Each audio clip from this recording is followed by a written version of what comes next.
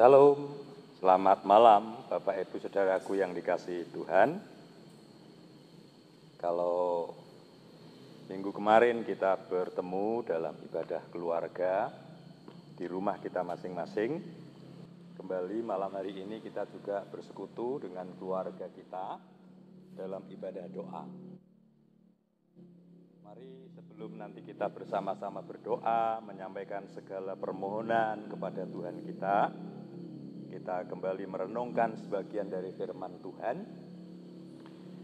yang tentu ketika kita menghayati lebih dalam lagi firman Tuhan yang kita dengar malam hari ini akan semakin memberkati, sekurang-kurangnya memberikan kepada kita kekuatan untuk menghadapi situasi kondisi yang sekarang ini masih kita hadapi bersama, yaitu mewabahnya virus corona.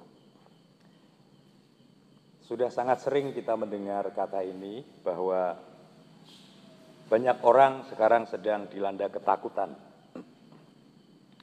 Memang takut itu perasaan yang manusiawi, semua orang bisa mengalami. Dan malam hari ini ada bagian firman Tuhan yang juga berbicara soal kata takut.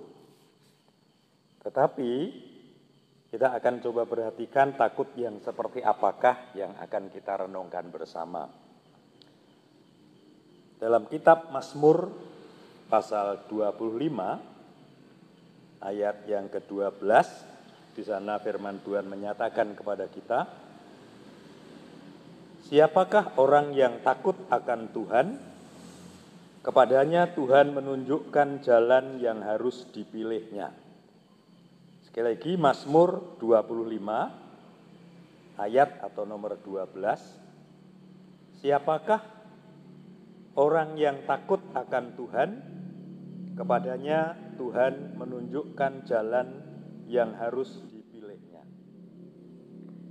Jadi masih dalam suasana takut, di mana semua orang selain merasakan, mengalami secara langsung, tapi mari coba kita renungkan lebih dalam lagi tentang kata takut itu sendiri dari versi Alkitab. Ketika kita bersama membaca, bukan takut kepada virus corona, tapi Alkitab juga menyampaikan secara gamblang berkenaan dengan rasa takut ini, tetapi takut kepada Tuhan. Memang kita akan belajar dari seorang yang bernama Daud. Daud sebenarnya sama dengan saudara dan saya, manusia biasa, punya banyak persoalan, punya banyak masalah. Dalam hidup dia banyak mengalami pergumulan yang juga berat, pernah mengalami kesepian, bahkan juga pernah mengalami ketakutan yang luar biasa. Tetapi Daud menang dari pergumulan rasa takut yang luar biasa itu. Dia bisa melewatinya dan mengalami sebuah kemenangan. Sementara kalau kita mau jujur, masih banyak di antara kita itu yang belum bisa melewati atau menang dari rasa takut. Kira-kira apa rahasianya? Daud adalah seorang yang takut akan Tuhan. Tentu ini rahasianya. Seorang yang takut akan Tuhan adalah seorang yang memprioritaskan Tuhan atau mengutamakan Tuhan. Dan seorang yang takut akan Tuhan itu adalah seorang yang dengan sepenuh hati taat dan melakukan firman Tuhan. Ada berkat yang bisa kita dapat untuk bisa menolong saudara dan saya saat kita bersama-sama dalam ibadah doa di keluarga kita masing-masing. Ketika tadi kita membaca bagian firman Tuhan yang menyatakan, siapakah orang yang takut akan Tuhan? Kepadanya Tuhan menunjukkan jalan yang harus dipilihnya. Ini berkat yang pertama yang boleh kita dapati. kepadanya Tuhan menunjukkan jalan yang harus dipilihnya. Daud ketika mengalami ketakutan yang luar biasa, dia datang kepada Tuhan dengan segala keterbatasannya. Dia mencari Tuhan, dia memohon supaya Tuhan menolong akan apa yang sedang dirasakannya. Dengan sikap yang takut akan Tuhan, tadi kita membaca dan mendengar pernyataan dia, siapakah orang yang takut akan Tuhan, kepadanya Tuhan menunjukkan jalan yang harus dipilihnya. Biasanya kalau orang takut, panik, itu ketika mengambil keputusan, ketika mengambil tindakan-tindakan, itu cenderung asal ambil, asal memutuskan, asal melakukan. Sehingga ada banyak konsekuensi yang dialami, diantaranya karena keputusannya asal memutuskan, tindakannya asal bertindak, maka bisa jadi banyak yang keliru, banyak yang salah, dan justru mengalami kerugian.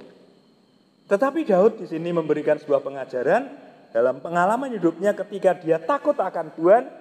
Dia katakan, siapa orang yang takut akan Tuhan, kepadanya Tuhan menunjukkan jalan yang harus dipilihnya. Sama-sama takut, sama-sama panik. Tapi ketika dia takut kepada Tuhan dengan datang kepada Tuhan, berseru kepada Tuhan, ada berkat yang didapat, yaitu sama-sama di tengah kepanikan, tetapi Tuhan memberi, di sini dikatakan, kepadanya Tuhan menunjukkan jalan yang harus dipilih. Artinya, ada petunjuk Tuhan yang harus dikerjakan, berkenaan dengan keputusannya bagaimana, tindakannya seperti apa. Kalau Tuhan yang memberi petunjuk, baik itu memutuskan sesuatu maupun melakukan sesuatu, saya bisa pastikan karena ini Tuhan adalah sang kebenaran, maka petunjuk untuk seseorang itu mengambil keputusan, seseorang itu bertindak, itu akan membawa kepada kebenaran dan kebaikan bagi orang itu. Makanya saya katakan ini berkat. Berkat dari orang yang takut akan Tuhan. Sama-sama ada rasa takut, ada rasa panik. Tetapi takut kepada Tuhan, orang itu justru akan mendapat berkat, yaitu diberi petunjuk untuk bisa memutuskan segala sesuatu yang tepat, yang membawa kepada kebaikan bagi orang tersebut. Ini berkat. Sekarang ada banyak orang yang mengalami ketakutan, bisa jadi termasuk saudara dan saya. Coba mari kita renungkan. Ada banyak orang yang karena takut, saking paniknya, keputusannya asal memutuskan. Dan apa yang terjadi? Justru merugikan dia. Nah, kita bersyukur melalui pengalaman Daud kita diajari bahwa supaya kita takut kepada Tuhan. Walaupun sama-sama juga takut, panik dengan virus corona. Tapi mari kita lebih takut kepada Tuhan. Karena kalau kita takut kepada Tuhan, Tuhan akan beri petunjuk di tengah-tengah situasi yang panik seperti sekarang ini, kita diberi terang dari surga. Untuk bisa memutuskan segala sesuatu yang paling tepat untuk kebaikan kita dan kebaikan bersama. Sehingga kita tidak asal memutuskan, tidak asal melakukan. Tapi keputusan dan tindakan yang kita lakukan karena Tuhan yang mengarahkan, Tuhan yang memberi petunjuk, dan itu akan membawa kebaikan kepada kita. Itu berkat yang pertama. Yang kedua, ayat yang ke-14. Tuhan bergaul karib dengan orang yang takut akan Dia, dan perjanjiannya diberitahukannya kepada mereka. Jadi berkat yang kedua, orang yang takut akan Tuhan, dalam ayat 14 dikatakan, kepadanya Tuhan bergaul karib. Bagi saya ini berkat, saudara. Selain yang pertama tadi, kalau kita takut akan Tuhan, Tuhan akan memberi petunjuk apa yang harus kita pilih, apa yang harus kita putuskan, apa yang harus kita lakukan, dan itu untuk kebaikan kita. Yang kedua, kepadanya Tuhan bergaul arif. Saudara, Alkitab banyak memberikan contoh, banyak memberikan informasi bagaimana orang-orang yang bergaul karib dengan Tuhan. Bagaimana Tuhan bergaul dengan orang-orang tertentu yang memang hubungannya dengan Tuhan itu luar biasa baiknya. Kalau orang itu hubungannya akrab, orang itu hubungannya dekat, orang itu karib sekali, maka orang itu akan bisa tahu. Seperti kalau di dalam Alkitab, kalau saudara sempat membaca misalnya ya, Musa, ada kisah seorang Nabi Musa yang pernah berbicara dengan Tuhan seperti seorang yang berbicara dengan temannya sendiri. Ya. Itu menunjukkan sebuah pergaulan yang akrab. Tuhan bergaul karib dengan Musa. Sehingga apa yang terjadi, ya Musa tahu persis apa yang dimau Tuhan. Karena akrab pergaulannya. Kemudian Yesus juga menyebut diri kita sebagai sahabat-sahabatnya. Ini luar biasa. Siapakah kita sampai disebut sebagai sahabat? Saudara tahu kalau seseorang bersahabat itu biasanya melebihi ketika seseorang itu dengan keluarganya. Orang bersahabat dengan sahabatnya bisa cerita apa saja, bahkan yang rahasia pun bisa disampaikan. Tapi dengan keluarga belum tentu, ya. Bahkan dengan suami, dengan istri, dengan orang tua, dengan anak, belum tentu juga ngomong yang rahasia. Tapi dengan sahabat bisa ngomong apa saja, bahkan yang rahasia pun diomongkan. Ini sesuatu yang luar biasa. Kalau tadi dikatakan kepadanya Tuhan bergaul karib, itu artinya orang yang takut akan Tuhan, dengan Tuhan itu bisa tahu apa saja. Tuhan bisa memberitahukan mana yang terbaik yang harus dikerjakan oleh orang tersebut. Kenapa? Karena sahabatnya. Nah, di tengah-tengah situasi kondisi yang seperti sekarang ini, kita memang terus akan berdoa. Tetapi mari kita ingat, ketika kita menjadi sahabatnya Tuhan, dan Tuhan bergaul karib dengan kita, ketahuilah seperti janjinya melalui pemazmur tadi, kita nanti akan diberitahu hal-hal yang Dia kehendaki yang terbaik untuk kita. Memang sampai hari ini kita belum mengerti kapan virus corona ini akan berakhir. Tapi doa kita bersama supaya semuanya ini, situasi yang sangat mencekam ini akan segera berlalu. Dan kita harus percaya seperti yang dikatakan pemazmur, bahwa ketika kita takut kepada Tuhan, maka Tuhan bergaul karib dengan kita. Karena Tuhan bergaul karib dengan kita, ketahuilah bahwa Tuhan pasti akan memberitahukan hal-hal yang indah, yang luar biasa di balik semua yang kita sedang alami sekarang ini. Kenapa? Karena kita sahabatnya. Seperti tadi di depan saya katakan bahwa seorang sahabat itu akan ngomong apa saja termasuk yang rahasia pun diberitahukan. Nah, kita bersyukur kalau kita takut akan Tuhan, Tuhan itu akan bergaul karib dengan kita. Dan karena kita ini sahabatnya, Dia akan memberitahukan hal-hal yang luar biasa kepada kita. Termasuk melalui peristiwa yang sekarang ini sedang terjadi. Semua takut, semua panik. Tapi orang-orang yang menjadi sahabat Tuhan sama-sama takut, sama-sama panik, pasti nanti akan mengerti, oh ternyata ada rencana Tuhan yang indah di balik semuanya ini. Itu maksud saya ketika Tuhan yang adalah sahabat kita akan memberitahukan hal-hal yang indah, sementara orang lain masih diliputi ketakutan, masih diliputi kepanikan, tetapi kita sama-sama takut, sama-sama panik, tapi Tuhan memberitahu bahwa di balik ini semuanya ada sebuah rencana yang indah yang Tuhan menyatakan kepada kita. Oleh karenanya, mari di tengah-tengah rasa yang sama seperti itu, kita coba mengambil sikap yang berbeda. Mari kita lebih takut kepada Tuhan. Walaupun secara manusia kita sama-sama takut, sama-sama khawatir dengan yang lain berkenaan virus corona yang sekarang belum juga teratasi. Bahkan semakin bertambah korbannya. Tapi mari kita coba menjadi orang yang juga takut kepada Tuhan. Supaya seperti janjinya Tuhan memberitahu apa atau sesungguhnya rencana Tuhan di balik ini semuanya. Nanti kalau kita diberitahu Tuhan, kita baru akan merasakan, oh ternyata seperti ini. Sehingga kita tidak lagi takut seperti yang lain, tapi takutnya kita takut karena kita mempunyai Tuhan yang memang harus kita hormati dengan rasa takut. Dan Dia akan memberkati kita serta menolong kita sehingga kita dikuatkan dalam menghadapi kenyataan-kenyataan seperti sekarang ini. Mari bersama keluarga tetap terus berdoa, sebagai wujud bahwa kita orang yang menghormati Tuhan. Bentuk takut kepada Tuhan adalah kalau kita menghormati Tuhan. Bersama teman-teman segereja, dengan keluarga kita masing-masing kita terus berdoa dan mengupayakan bagaimana walaupun memang takut dengan corona, tapi kita lebih takut kepada Tuhan.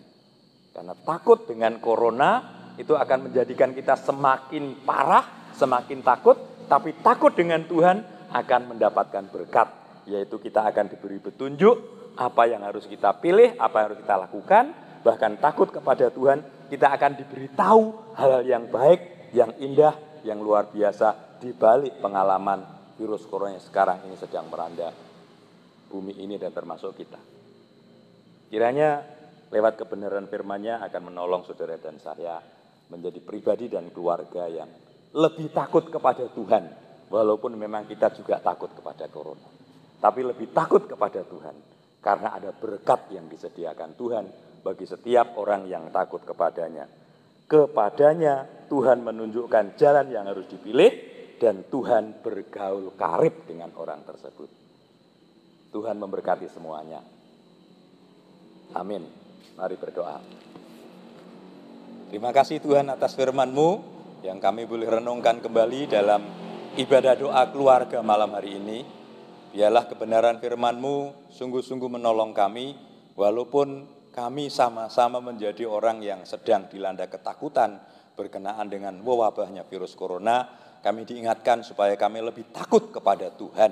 Bahkan ketika kami takut kepada Tuhan, kami akan beroleh berkat, di mana Tuhan akan memberi petunjuk jalan yang harus kami pilih, keputusan yang harus kami ambil. Terlebih Tuhan akan dekat dengan kami, Tuhan akan bergaul karib dengan kami, dan tentu kami menjadi sahabat Tuhan.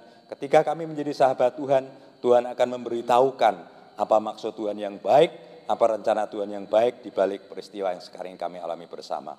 Terima kasih Tuhan, kiranya Engkau mampukan kami untuk boleh sungguh-sungguh meyakini bahwa firman-Mu adalah firman yang hidup, dan kami boleh diberkati sehingga kami makin dikuatkan, kami makin menjadi percaya dan semakin percaya bahwa Engkaulah Allah yang hidup, Allah yang mempunyai rencana yang baik, Allah yang selalu berkarya untuk mendatangkan kebaikan bagi setiap kami melalui berbagai macam hal yang kami alami di bumi ini. Terima kasih Tuhan. Kami mohon diberi kesanggupan untuk bisa menindaklanjuti firman-Mu dalam praktek kehidupan kami bersama keluarga kami masing-masing. Tuhan, berkatilah anak-anak-Mu dalam ibadah doanya dengan segala pergumulannya, pergumulan pribadi, pergumulan keluarga, pergumulan rumah tangga, bahkan dalam pergumulan menghadapi situasi kondisi yang sekarang ini terjadi, di mana kami sadar dan mengaku bahwa kami tidak berdaya. Tetapi kami bersyukur karena diberi iman supaya kami percaya kepada Yesus, tetap mengandalkan Tuhan, karena Tuhan pasti akan tetap memelihara kami dan Tuhan akan terus memberkati kami dengan segala kebaikan dan kemurahan Tuhan. Terima kasih Bapa, kami naikkan syukur doa kami dalam nama Yesus Kristus. Haleluya. Amin.